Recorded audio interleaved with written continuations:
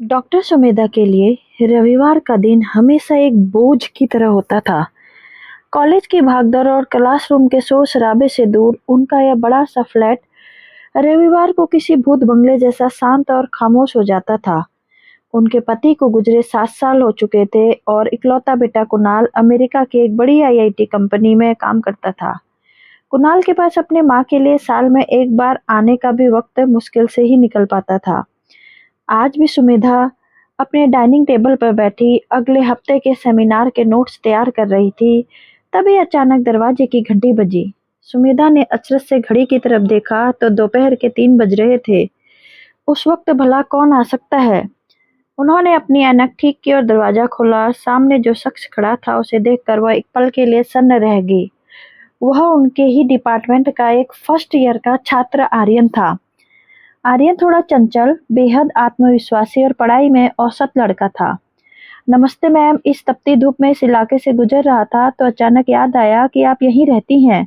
बस मन किया कि अपनी फेवरेट प्रोफेसर के साथ एक कप कॉफी पी जाए। आर्यन अपने चेहरे पर एक चौड़ी मुस्कान लाते हुए कहा। सुमेधा को उसकी इस हरकत पर अजीब सी झुंझलाहट हुई।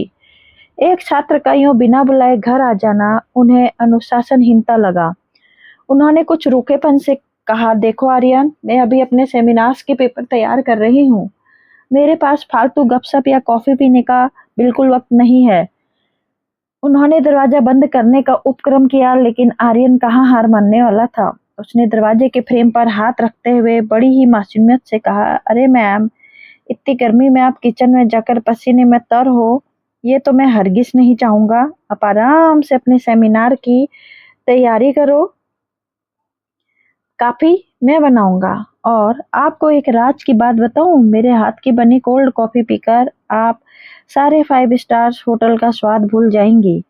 यह कहते हुए उसने अपनी नजरें फ्लैट के अंदर घुमाई, मानो यह निश्चित सुनिश्चित कर रहा हो कि इतना बड़ा घर इतना शांत क्यों है। सुबेदा कुछ कह पाती उससे पहले ही आर्यन अपनी मर्जी से अंदर आ गया और सीधे किचन की तरफ बढ़ गया। सुमेधा ठगी सी खड़ी रह गई। वह आमतौर पर बहुत सख्त मिजाज की महिला थी, लेकिन इस लड़के की बेबाकी ने उन्हें निरुत्तर कर दिया। वह वापस अपनी कुर्सी पर आकर बैठ गई, लेकिन उसका ध्यान अब पेपर्स में नहीं बल्कि किचन में आ रही बर्तनों की आवाज पर था। कुछ ही मिनट में आर्यन 2 बड़े मग में झागदार कोल्ड कॉफी लेकर बाहर आया। उसने एक मग सुमेधा के सामने रखा और खुद सामने वाली कुर्सी पर बैठ गया। सुमेधा ने झिझकते हुए एक घूंट लिया। सच में कॉफी बहुत ही स्वादिष्ट थी। तो मैम, आप इतने बड़े घर में अकेले ही रहती हैं? आर्यन ने अपनी कॉफी का घूंट भरते हुए पूछा। अकेलेपन से मेरा कोई खास बैर नहीं है आर्यन। मेरा बेटा अमेरिका में है और मैं यहाँ अपने काम में खुश हूँ। सुमेधा ने अपने स्वर में गंभीरता लाते हुए कहा, ताकि आर्यन को अपनी हदों का एहसास रहे। पर आर्यन की आंखें दीवार पर टंगी उन पुरानी तस्वीरों में पड़ रही थी जिसमें सुमेधा अपने पति और छोटे कुणाल के साथ मुस्कुरा रही थी। आप झूठ अच्छा बोलती हैं मैम, पर ये आपकी ये तस्वीरें और घर का ये सन्नाटा कुछ और ही कहता है। मेरी माँ भी गांव में अकेले रहती है। जब मैं उन्हें छोड़कर शहर आ रहा था तो वो भी यही कहती थी कि वो अकेली खुश रह लेगी, पर मुझे पता है कि वो रोती है। आर्यन के इस वाक्य में इतनी गहराई थी कि सुमेधा का सख्त आवरण एक झटके में दरक गया। उस दिन के बाद से आर्यन का सुमेधा के घर आना जाना एक आम बात हो गई। कभी वह कोई असाइनमेंट चेक कराने के बहाने आ जाता तो कभी बारिश में भीगता हुआ पकौड़े खाने की फरमाइश लेकर पहुंच जाता। सुबेदा शुरू शुरू में उसे डांटती, अनुशासन का पाठ पढ़ाती, लेकिन अंदर ही अंदर वो भी उसके आने का इंतजार करने लगी थी।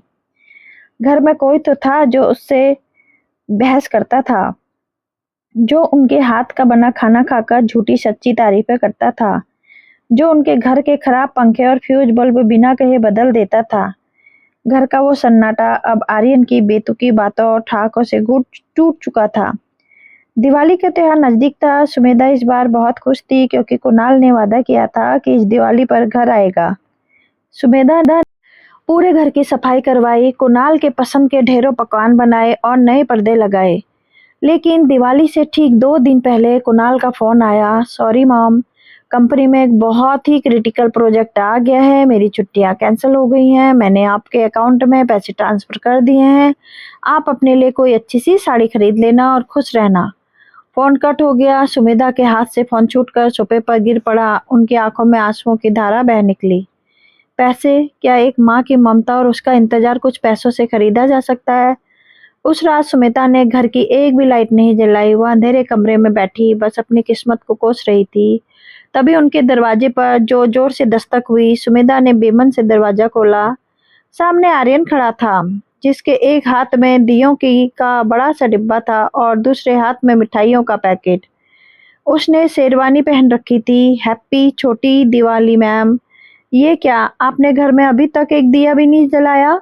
वह इतनी अच्छी सिल्क की साड़ी पहनकर आप अंधेरे में बैठी हैं। चलिए उठिए, मुझे रंगोली बनानी नहीं आती है, वो आपको बनानी पड़ेगी। आर्यन ने अंदर आते ही पूरे उत्साह से कहा।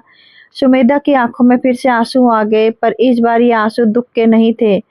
उन्होंने आर्यन को देखा और भावुक होकर बोली, तुम अपने दोस्तों के साथ पार्टी क्यों नहीं कर रहे आर्यन? मेरे जैसे एक उदास इंसान के पास क्यों आ गए हो? आर्यन ने दिए जमीन पर रखते हुए बहुत ही प्यार से कहा, क्योंकि मेरी असली पार्टी तो यहाँ है मैम। मेरी माँ गांव में अकेली है और आप यहाँ। मुझे लगा अगर मैं आपके साथ दिवाली मनाऊंगा तो भगवान मेरी माँ के पास भी किसी न किसी को खुशियाँ देकर जरूर भेज देगा। और वैसे भी आपके हाथ के बनाए मालपुए खाने बिना मेरी दिवाली पूरी कैसे हो सकती है? उस दिवाली सुमिधा ने जितने दिए जलाए उससे कई ज्यादा रोशनी उनके दिल में हुई थी। उन्हें समझ आ गया था कि रिश्ते सिर्फ कोख से नहीं जन्मते, कुछ रिश्ते रूह से जुड़ते हैं। समय पंखा लगाकर उड़ता रहा। आर्यन अब फाइनल ईयर में था। एक दिन कॉलेज जाते वक्त सुमेधा स्कूटी में फिसल गई। उनके पैर की हड्डी में फ्रैक्चर आ गया और तुरंत अस्पताल में भर्ती कराना पड़ा। अस्पताल वालों ने जब उनके बेटे कुणाल को अमेरिका फोन किया तो उसने चिंता तो बहुत जताई, लेकिन फिर से अपनी मजबूरियों का रोना रोते हुए कहा कि वह तुरंत नहीं आ सकता। उसने कहा कि वह एक फुल टाइम नर्स का इंतजाम कर देगा। एक माँ के लिए इससे बड़ा दुर्भाग्य क्या हो सकता है कि बिस्तर पर पड़े होने पर उसका बेटा सिर्फ पैसे भेजकर अपनी जिम्मेदारी पूरी कर ले। सुमेधा अस्पताल के उस ठंडे कमरे में लेटी हुई शून्य में ताक रही थी। तभी दरवाजा खुला और आर्यन हफ्ता हुआ अंदर आया। मैम, ये क्या हालत बना ली आपने अपनी? मैंने आपको कितनी बार बोला कि स्कूटी धीरे चलाया कीजिए, पर आप सुनती कहाँ हैं? आर्यन की आंखों में गुस्सा और चिंता साफ झलक रही थी। उसने अपना बैग जमीन पर फेंका और सुमिधा के सिरहाने आकर खड़ा हो गया। अगले 1.5 महीने तक आर्यन ने सुमिधा की वो सेवा की जो शायद कोई सगा बेटा भी नहीं कर पाता। वह सुबह उनके लिए दलिया बनाता, दिन में कॉलेज की क्लासेज अटेंड करता और शाम को आकर सुमिधा को व्हील चेयर पर बैठाकर पार्क में टहलाता। उसने सुमिधा की दवाइयों का अलार्म अपने फोन में लगा रखा था। सुमिधा उसे देखती थी और उनकी आंखें भर आती थी। वह सोचती कि जिस लड़के को उन्होंने अपने घर के दरवाजे से भगाना चाहा था, आज वही उनकी जिंदगी का सबसे बड़ा सहारा बन गया है।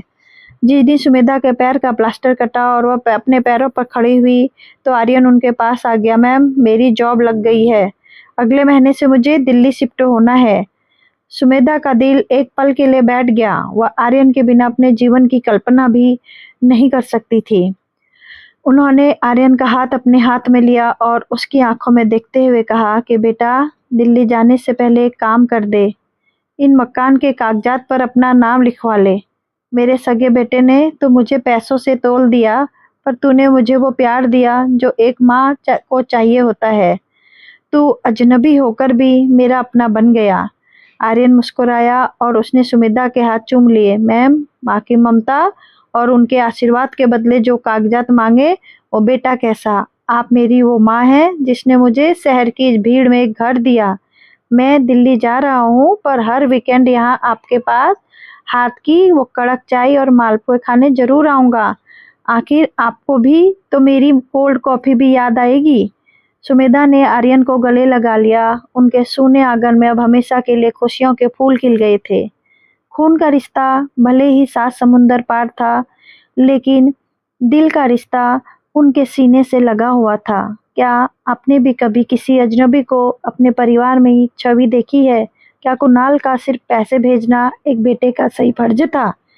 इस कहानी में आपको सबसे भावुक पल कौन सा लगा? अपने विचार और अनुभव मुझे नीचे कमेंट बॉक्स में ज़रूर बताना। हमें आपके जवाब का इंतज़ार रहेगा। Thank you so much for listening my story. Thank you so much for